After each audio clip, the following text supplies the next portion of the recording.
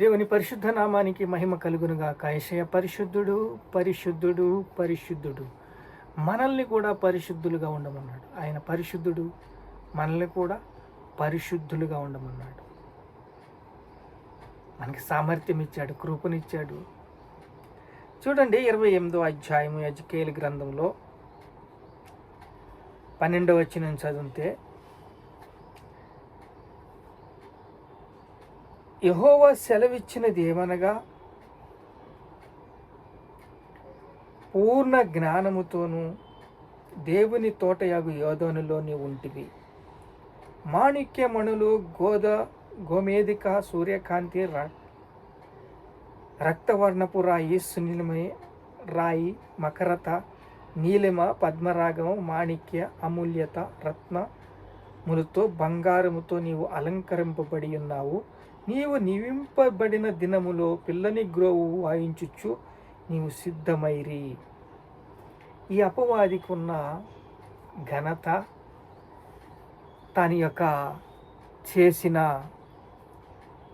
మంచి పనుల గురించి దేవుడు చెప్తున్నాడు. తాను ఉండే స్థానం ఎలాంటిది, తాను ఎక్కడుండేది, రైట్ హ్యాండ్లో ఉండేవాడు. దేవుడికి చాలా రైట్ హ్యాండ్గా ఉండి అన్నీ చూసుకునేవాడు. తాను దుష్టునిగా మారిపోయాడు. 14వ అధ్యాయము 12వ వచనంలో చూస్తే, మహోన్నతునితో సమానముగా చేసుకుందువు మనసులో నువ్వు అనుకుంటువే, నీవు మృత్యులోకానికి వెళ్ళిపోయావు. ఎందుకంటే మహోన్నతునితో సమానముగా ఉంటానని అనుకున్నావంతే, ఒక తన్ను తన్నేడు దేవుడు.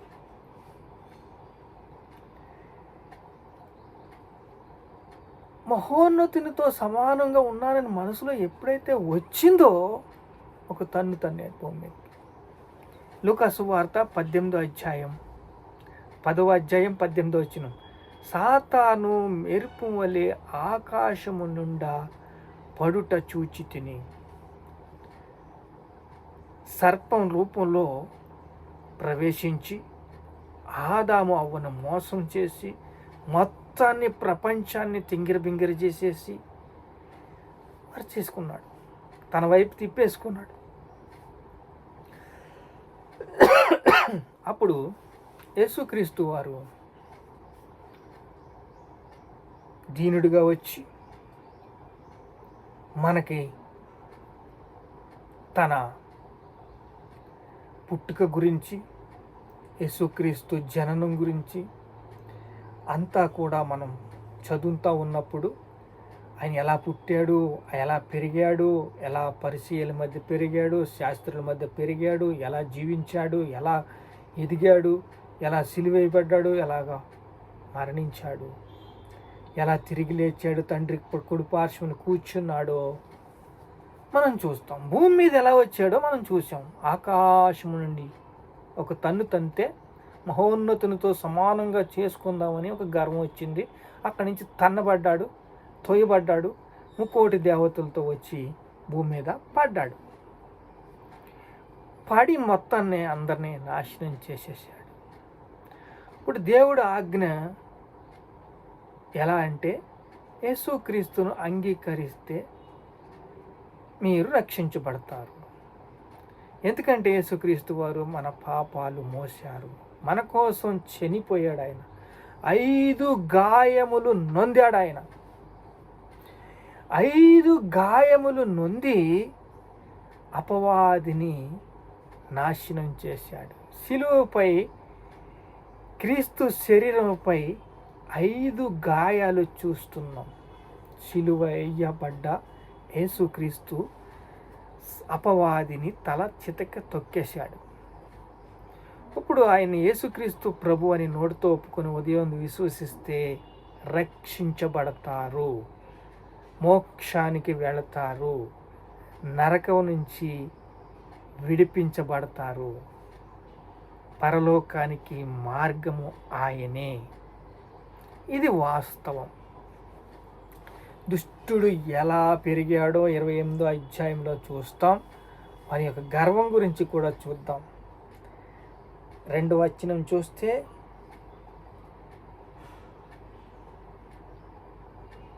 గర్విష్ఠువై దేవతనైనట్టు సముద్రముల మధ్య నేను ఆసీనుడై ఉన్నాను అని నీవనుకొనుచున్నావు.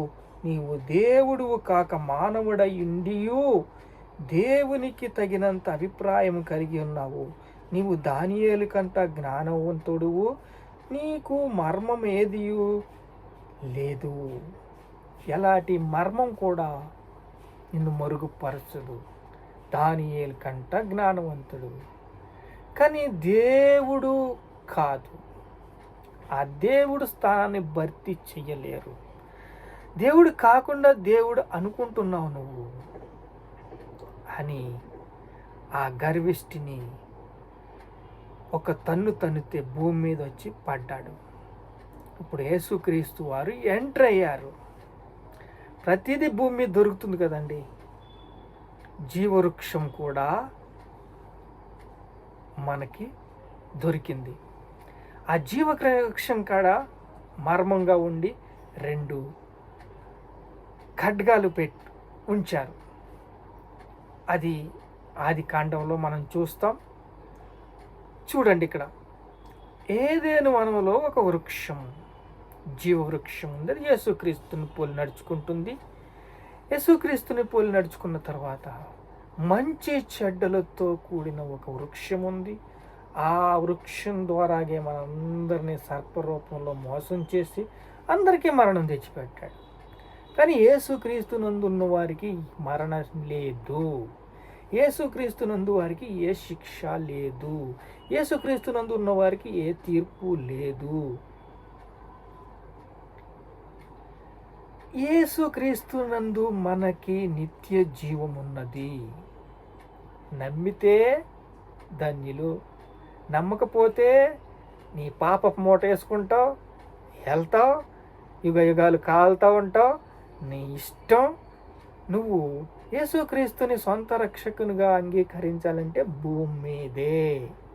ఈ భూమి మీద యేసుక్రీస్తుని సొంత రక్షకునిగా అంగీకరించావంటే నీకు నిత్య జీవం దొరుకుతుంది. యేసుక్రీస్తు ప్రభు నోటితో ఒప్పుకొని ఉదయం విశ్వసిస్తే నువ్వు రక్షించబడతావు. ఇది దేవుడు మనకిచ్చిన గొప్ప ధన్యత. ఈ మాటే సువార్త, శుభవార్త అంటే ఈ మాటే. ప్రార్థన చేసుకుందాం. మహాపరిశుద్ధుడైన తండ్రి, వాళ్ళని జ్ఞాపకం చేసుకున్నాం, వాళ్ళు బలపరిచాము, స్థిరపరిచాము, సిద్ధపరిచాము. నీకు స్తోత్రాలయ్యా, స్తోత్రాలయ్యా.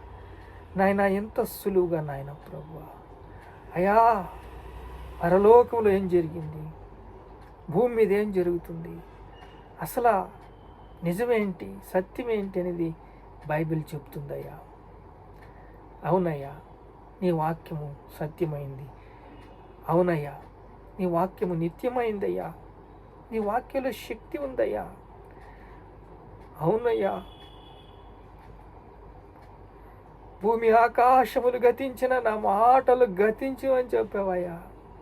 అవును తండ్రి, నిత్య జీవం ఉందయ్యా నీ మాటల్లో. నువ్వు నిత్య జీవానికి అర్హుడివయ్యా. నిన్ను నమ్ముకుంటే, నిన్ను విశ్వసిస్తే నిత్య జీవం దొరుకుతుంది. నీకే స్తోత్రాలు, స్తుతి, మహిమ, ఘనత, ప్రభావాలు యేసుక్రీస్తు నామములో చెల్లిస్తున్నాను తండ్రి. ఆమేన్.